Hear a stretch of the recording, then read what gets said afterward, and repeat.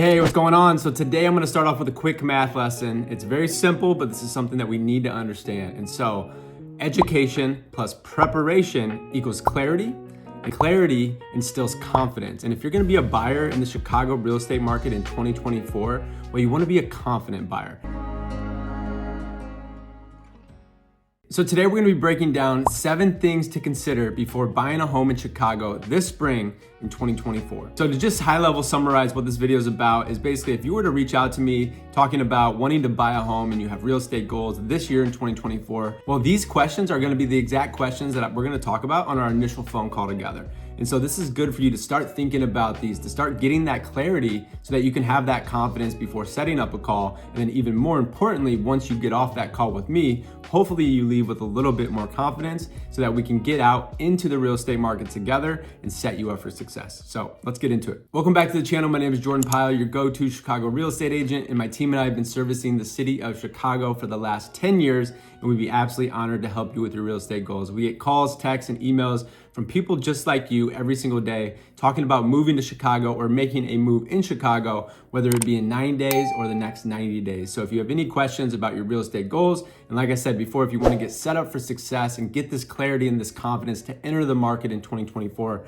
as a home buyer or a seller, feel free to just text the number on the screen and a team member or myself will get in touch within 24 hours. Additionally, if you want to kind of warm up to the market, you want to warm up to me and the value that we can provide, well, we send out a bi-weekly newsletter. All you have to do is just go down in the description, click on the link and subscribe. You're going to get that bi-weekly newsletter every 2 weeks about living in Chicago, things to do, important news headlines, as well as Chicago real estate. So if that is a better option for you before you decide to reach out, well, feel free to just subscribe, no obligations, unsubscribe anytime. So let's get into it. So the first thing we're gonna talk about when we hop on a phone call together is we're gonna talk about your why. What is the main motivator that is causing you or leading you to want to buy a home in Chicago in 2024? And so these are gonna be things like possibly a job relocation from a different city to Chicago.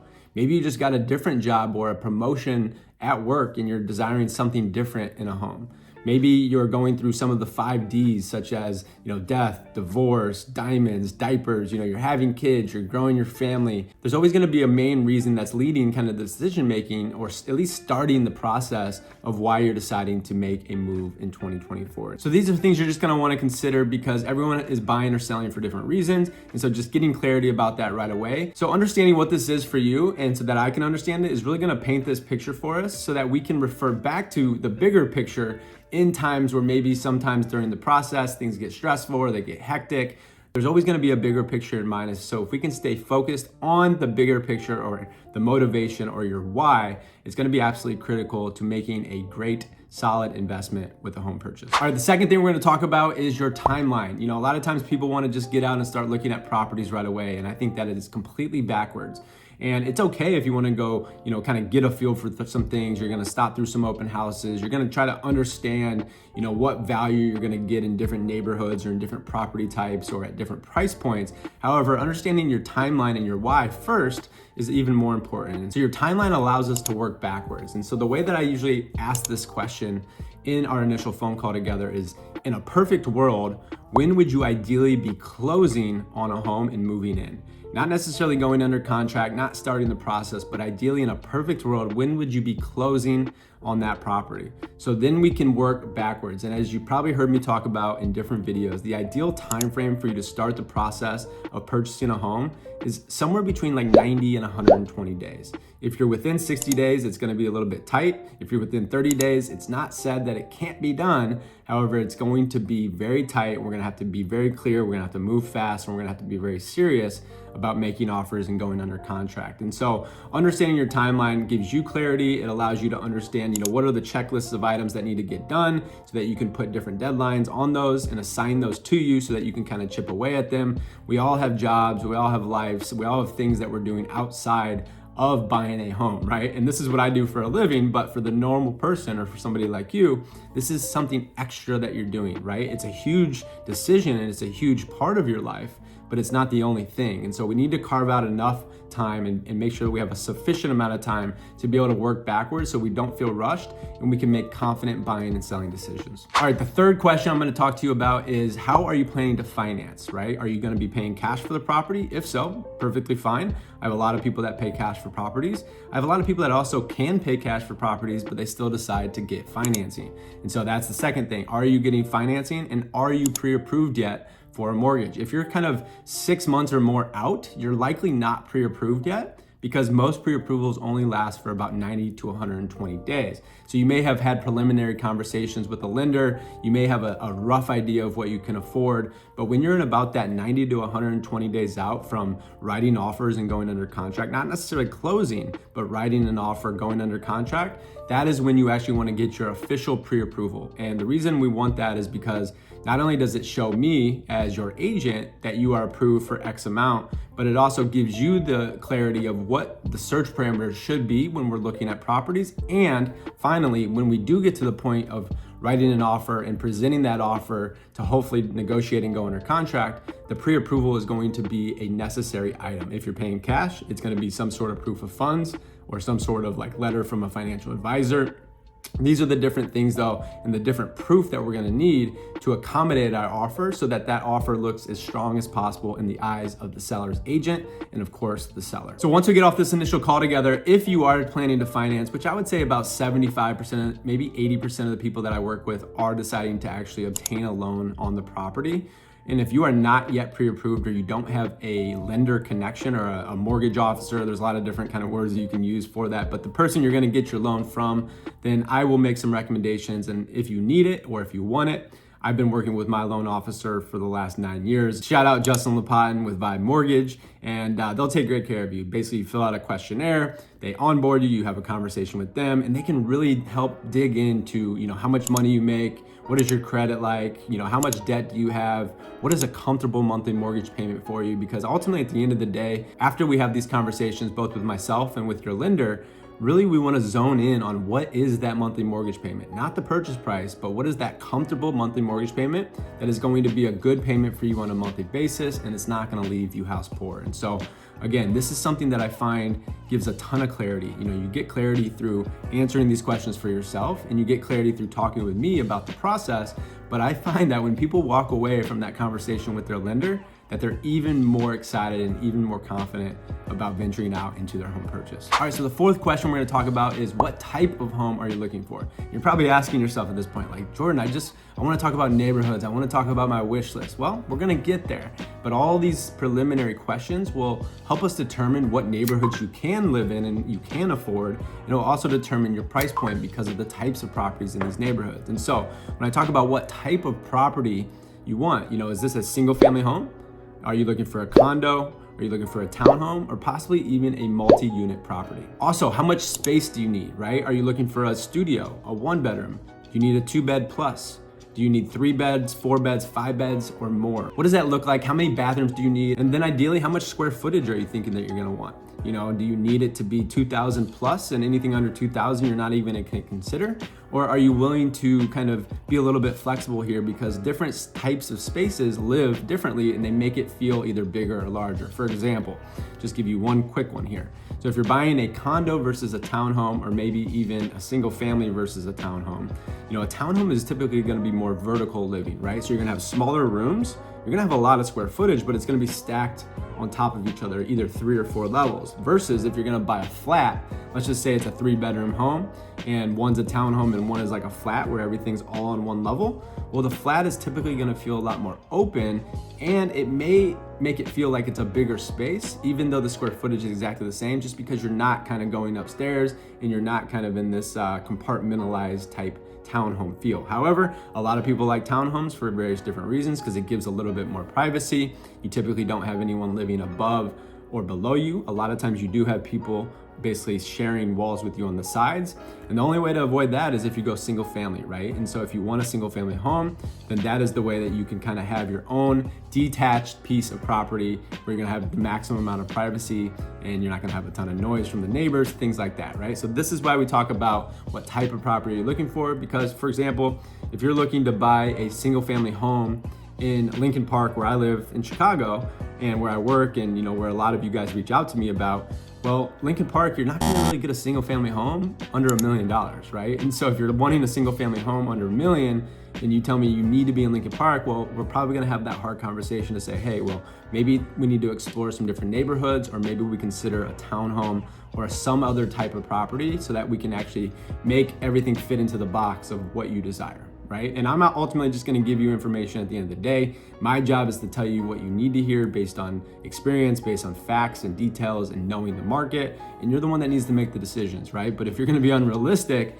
well, there's not too much that I can do to help you there. And so these are just some of the reasons we talk about property type so we can get on the same page. All right, now number 5. This is where you can let your imagination and your excitement run wild, right? This is what I call defining your wish list. So again, in a perfect world, I like to frame things like this. What are the things that you are looking for in a home? What are your absolute must-haves and what are your absolute deal breakers, right? And these might be things such as, well, we need to have outdoor space. We need to have laundry and unit. These are absolute deal breakers if they do not have them. It could be something different. It could be that you need attached parking, or you need a garage parking space with your unit. Maybe you're saying, hey, well, I don't want anybody above me, right? Because I don't want to hear footsteps of people walking around in the wee hours of the morning or late at night. And so if that's the case, well, you're probably gonna have to buy either a townhome like I talked about before, or you're gonna have to start looking at duplex ups, right? So you're gonna be basically walking up in like a standard 3-unit building, and the top floor is probably gonna be the only option that works for you, because if you're on the second floor or possibly the lower floor, which is typically the duplex down and typically the largest unit, well, there's a chance that you're gonna hear people above you, right? And so these types of things, these absolute deal breakers, or these must-haves, some people are like, I can't live without central air conditioning. I will not do anything that has window AC, or obviously anything without AC, maybe no first floor units, right? Because of a safety element, and they don't wanna have exposure to the street, right? And so those are the types of things, the finding your wish list. Are you a big cook? Do you want to make sure that you have a beautiful kitchen? Are you open to a more open layout, or are you okay with having a little bit more compartmentalized of a space? These are the important questions that we're going to talk through. You can give me your full list. What I always say is you're never going to get 10 out of 10, right? If you can get 8, 7, 8, maybe 9 in some instances out of 10 of your wish list, then that's a home run. And even though I know you may want all 10, well, there's gonna have to be some compromises typically. And sometimes you can even add this, right? Or you can renovate, or you can make some adjustments to a property so that you can kind of make everything fit into that box as we talked about at a price point that makes sense for you, where you're gonna get your desired wish list items. All right, number 6. So now that we've talked about your wish list, we've talked about your timeline, your property type, and everything else that I mentioned prior to this video. So now let's talk about where you can buy, right? What are the neighborhoods you desire? As I've talked to you about in this video before, there's over 77 different community areas and plenty more neighborhoods throughout Chicago. As you know, I'm a huge fan of Lincoln Park. That's kind of the primary market I live and work in. Just north, our northerly neighbor is Lakeview. If you go a little bit south, you have Old Town. If you go a little bit west, jumping over the expressway, you have Bucktown, Wicker Park, some of those type of neighborhoods. But whatever it is for you, it could be a completely different neighborhood, right? I'm just naming a few of the neighborhoods, and there's gonna be some similarities between some of these neighborhoods, right? And so as we start to talk through this process, we start to understand all these different factors that go into your search. Well, you may come in dead set on, hey, I want to be in Lincoln Park, but based on the different parameters around your search and the type of property you need, well, that may lead to a conversation that, hey, we can try to find what you're looking for in Lincoln Park, but we may want to also consider somewhere like a Lakeview, or maybe even like a Bucktown, because you're probably just going to get a little bit more for your money in these neighborhoods. And so ultimately, this is going to be a decision you have to make at the end of the day, whether you increase your purchase price, whether you sacrifice location or not. But these are the things that we're going to talk about as it pertains to where you're thinking about buying a home in Chicago. Okay, so the final item, number 7, is the actual process of buying a home. So from A to Z, what does this look like? The looking for a property, defining your wish list, this is all part of part 1. And I typically break this down into a 4-part process for simplicity. And I actually have a full playlist on my YouTube channel, and I'm gonna link that here in the card above. So after you basically answer these questions for yourself, well, now you're gonna wanna understand, what does this look like after you start going out and looking at properties, right? So what is the offer strategy gonna look like once you find the one? So what are we gonna do to determine fair market value and put together a compelling offer? What's gonna be required from you? What is that gonna look like? What is the contract signing gonna look like for you? being familiar with this part of the process is incredibly important up front, so that when you get to this stage of the process, it's not the first time you're hearing it. And then after that, we're gonna talk about the most important part of the process, which is once you have a fully executed contract, now you have a handshake agreement, a signed contract. What does it look like after that point all the way up to closing? Right? This is going to be things such as getting your inspection order, putting your initial earnest money down, getting in touch with an attorney, negotiating inspection items, getting an appraisal conducted, having your final walkthrough, and various other things such as reviewing and approving condo docs that I'm not going to get into detail in this video, but as I mentioned, I'm going to link the card for the home buying process. It's a 4-part video series that's about 20 minutes in total, maybe about 25, and it's going to walk you through part 1 through part 4. Part 1 is essentially defining your wish list. Part 2 is the showing process. Part 3 is the offer process.